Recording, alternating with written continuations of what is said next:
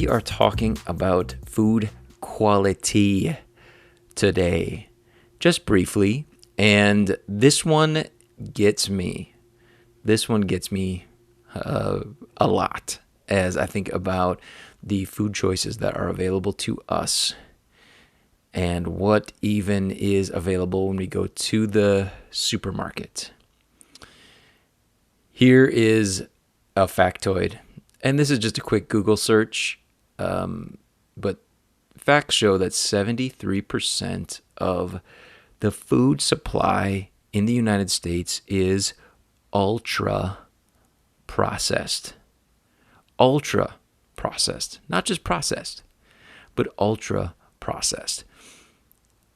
And the problem with that is that our bodies can survive for a while on that, but not thrive. And in many ways, what we're finding out is our bodies don't really even know what to do with food that is so processed. Really, once it used to be food, now it's something else entirely. It's something that can be shipped all over the world easily. It's something that can be stored for a really, really long time just on the shelf.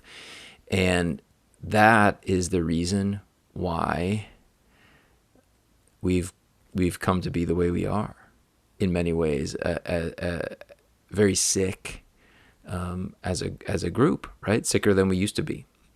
I think we can all agree that that's the case. One of the causes seems to be this ultra-processed food. So what do we do about that? Well, here's a quick action step. Just take a look at the food that you're consuming. You know, one of the things that we recommend that our clients do is track their food as easily as just taking pictures of the things that they're eating so that they have some frame of reference when they look back.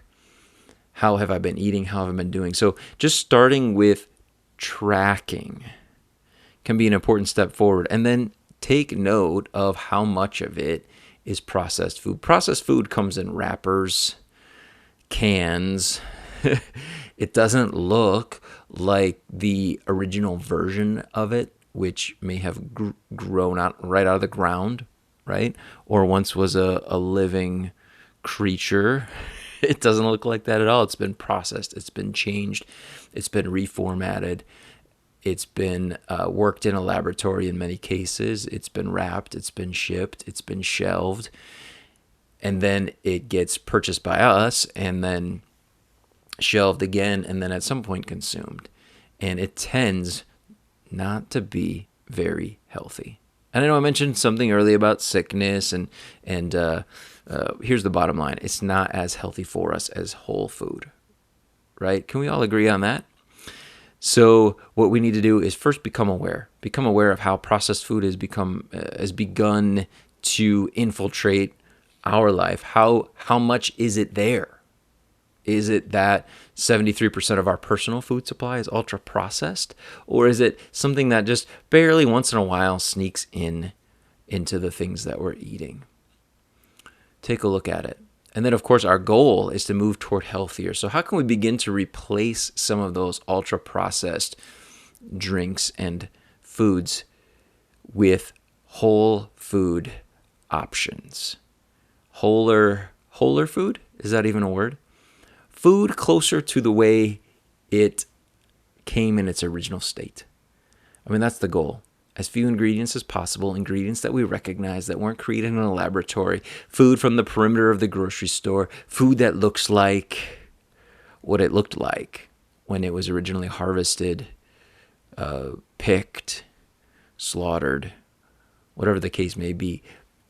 Food as close to the way that it originally was as possible, as unprocessed as possible, tends to be healthier for us.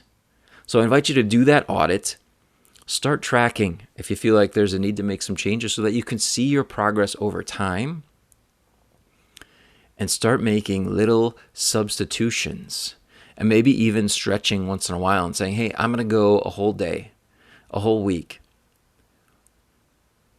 without turning to processed food or avoiding them for a certain amount of time and see what substitutions you can make. See what you learn as you try to stretch out of the mold that most of us are part of here, where 73% of our food supply is ultra processed. Just begin to work with it, work on it. We're all in this together. We're all trying to be healthier versions of ourselves. This is one area that is going to help you to feel better and to be better. I promise. So take a look at it. Let me know what you think. I would love for you to send me a message, Nate Sleger, on social media, and let me know how it's going for you. Of course, if you have questions, I'm happy to help.